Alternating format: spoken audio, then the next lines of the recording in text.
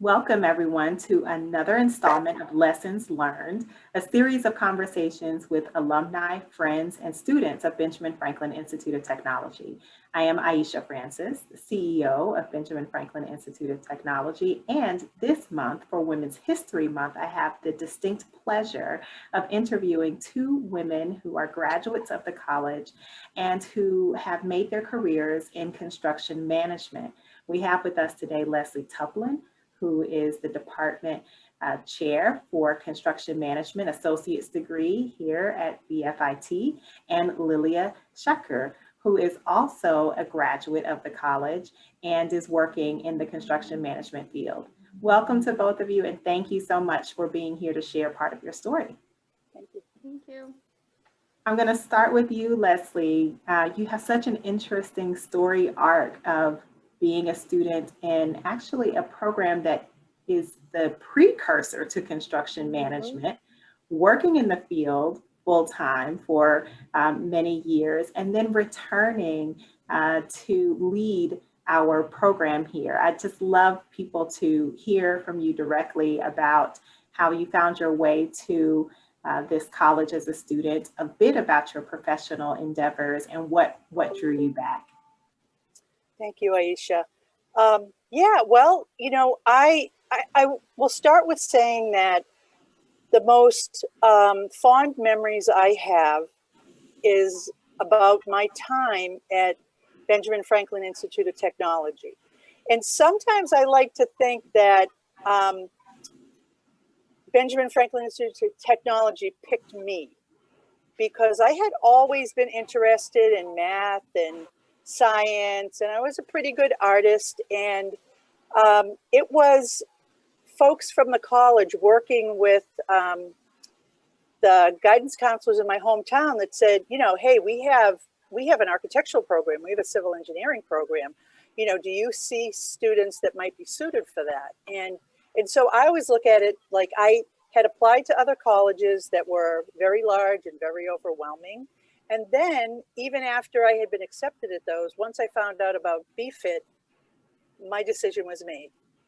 Small, intimate, just fantastic professors, the right major, the perfect neighborhood to learn about, architecture and engineering in the city of Boston. Wonderful. Well, I'm so glad that has been your experience and was your experience. So you went on, you graduated from the architectural design program. Was that the name of it?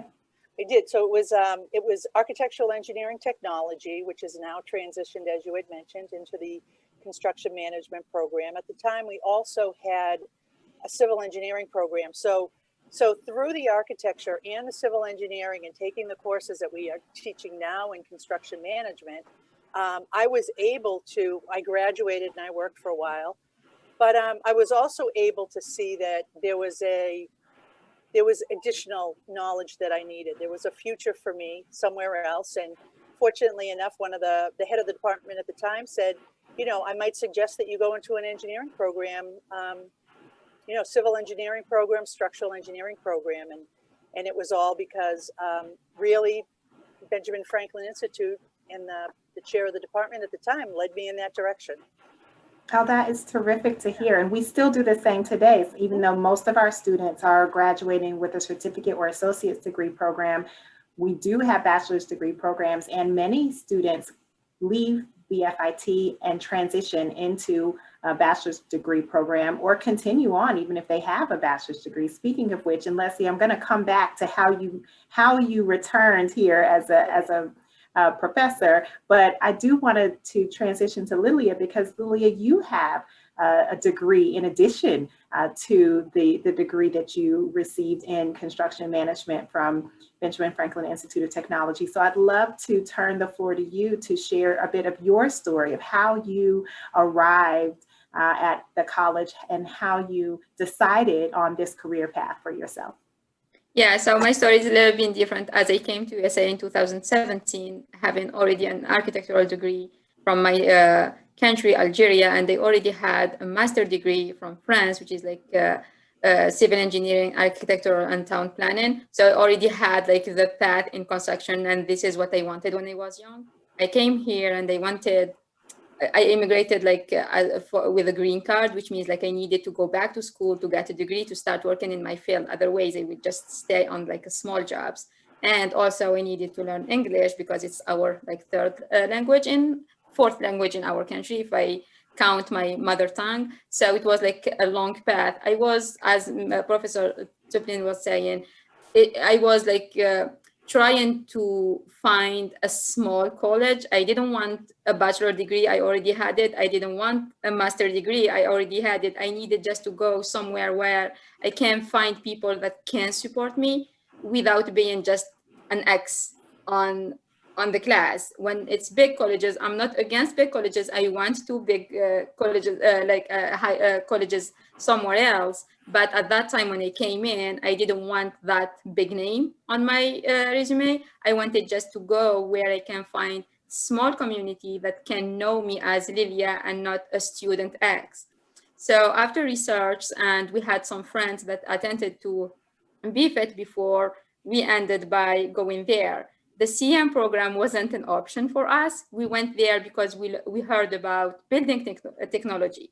So we went there and we wanted to enroll to that program, me and my husband. Being an architect, we were thinking, oh, building and technology should be just an add to our resume. When we got there, they told us, oh, we ended this major. We have a new major, it's CM. The first thing, no, I want to stay in architecture. I don't want to change. But in the other hand, I wanted to be at BFED. So it was like, what should I do? They were like very helpful. They explained to us. They stayed, I think I stayed like, it took me like 2 weeks or 3 weeks to make the decision. But every time I had a question, I will send an email. Everybody will reply, no, this is what we can do. This is what you will learn. This is how it can help you to go and still be on the construction field. So I ended by going to the CM major, and I loved it.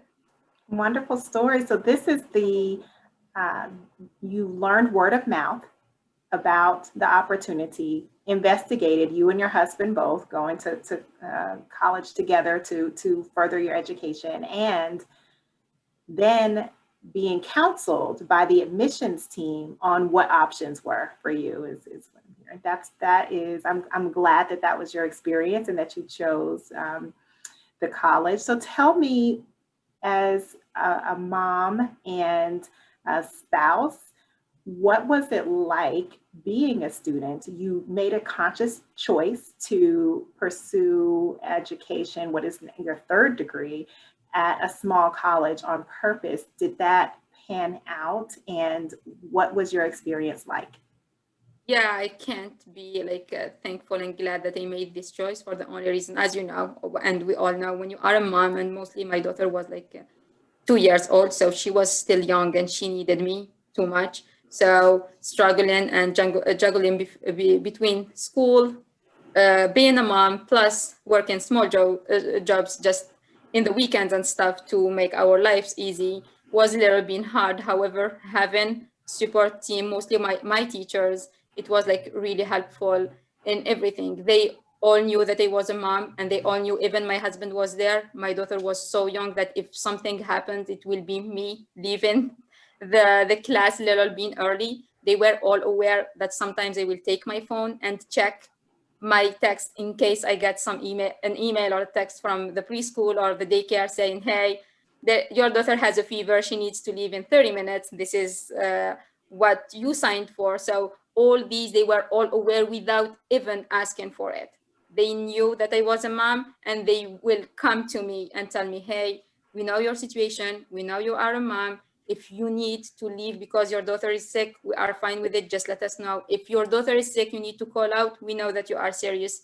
Just let us know. So even before asking for a privilege to do something for me because I was a mom, they were coming to me. My teachers were coming to me to ask me for that. And they have a funny story. Professor Tuplin and the other teachers on the CM program, they were even like trained for having the asynchronous like work. I had in the middle of our second semester, I think, my husband had an accident and we lost our car. And it was impossible for us to get to the preschool, drop off our daughter, and go to school and make it at 8 a.m. It was like no way for us. It's not going to happen. Yeah, the preschool opens at 7:30 and we have an hour from the preschool to the school to get in. So Right. we went there, we spoke with them, and they told us, look, we know you are a couple. We will do one thing for 2 weeks until you will be able to buy at least a new car, a small new car. You will come week by week or day by day. And for the other person at home, we will send her what she needs to do. We need just to we need you to respect the due dates and stuff. But they did it for us, which means like for 2 weeks, if my husband is going to school, I will stay home and they will study from home, which wasn't COVID, but it was just a personal, right. Yeah, it was my personal pandemic, but they did it for me. So they did that for 2 weeks and it helped me to success, and I didn't miss anything. And it was, my husband will bring the lessons for me. I will do them at home and we will switch the day after. But it was so helpful. And I don't think that in all colleges, I may found this kind of support, but I found it at BFIT. Oh, that's an excellent story, and what a creative solution to a difficult circumstance. So thank you for sharing that with us. Leslie, let me turn back to you, because you found your way back to the college as a professor, and I would love to hear about why you did that and how that experience has been, what it's like to really seed the field with future construction management professionals who are your legacy. Thank you. So one thing I should also say is that once I finished at BFIT, I had been nourished, right? So I had all this energy to want to go out and work for a while. And I felt that I was ready to do that. And so I did that. And of course, made money to pay some student loans. And then I eventually realized, I needed more, right? So I went and got my Bachelor's of Science in Civil Engineering. And all the while doing that, thinking, just as Lillia had said, geez, I wish it was a little bit more personal, right? Some of the classes that I took had more students in the one class than we have in a whole graduating class.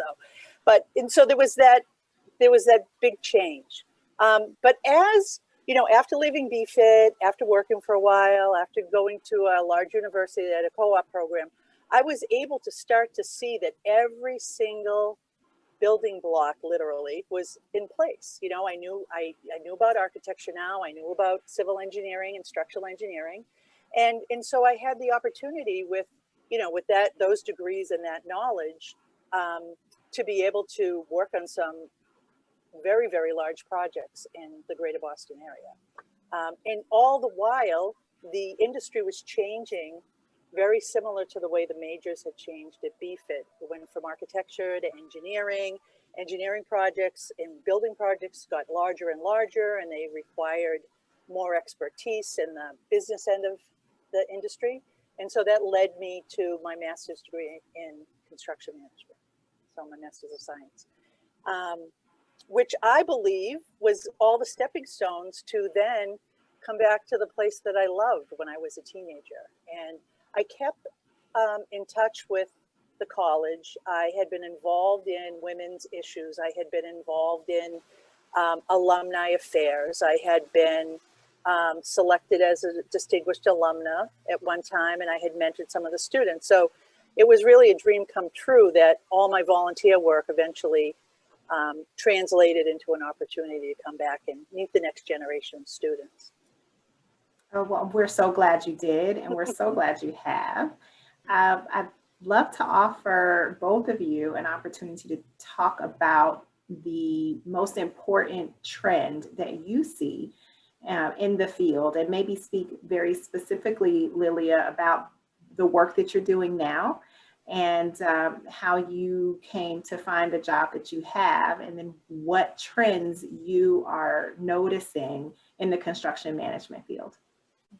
Yeah, I just feel that construction since a while, not just now, it's a very, very wide field. So when you get a degree, you will never know where you will be, what you will be doing. as an architect, for example, in Europe or in Algeria, we were doing kind of construction management because we don't have really that title in our country. We don't have a project manager. We don't have a senior project manager. So as an architect and a civil engineer, you will do kind of both. And the same thing in what we did on the CM program. When you are, and this is what we are telling our students, and this is what my professor, Professor Tuplin, told me, even you are sitting on the CM major, it doesn't mean that you have to be an assistant project manager.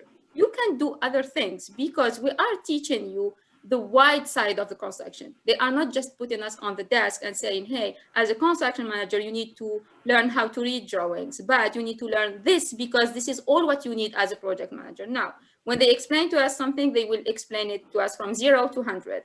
This way we know all about it and we can make the choice. We did had opening for scheduling, for estimating, and so now I choose to be an APM and I love it, but I know that other people want to do estimating. Without the CM program, we will never hear about it. And there is a lot of people who has the CM degree and they are schedulers somewhere. They don't do anything on construction management. They just do scheduling. I have my husband, he got the CM degree. He was an architect. He is a drafter now because we learned how to use AutoCAD. Of course, we are architects, so we knew already how to use AutoCAD, but seeing it that they are still using it, I know that other students, when they saw us and Professor Tuplin explained to us, we have other students that say, construction management is great, but I love this part of construction. I don't love all of it. So it just opened our eyes in the beginning to all the trends that are existing. And again, just to reiterate what I was saying, I just think that the construction is one of the widest field for the only reason that when you get a degree, it doesn't mean that you got one degree for one job. You got one degree for more than 100 jobs. It's very flexible. It's a flexible, you can keep growing in the field is what I'm hearing. So that's one trend for people to realize that you can enter in one place and end up in another. And it's a wonderfully flexible career. Leslie, what would you say to that question? What are trends in the field that people should know about?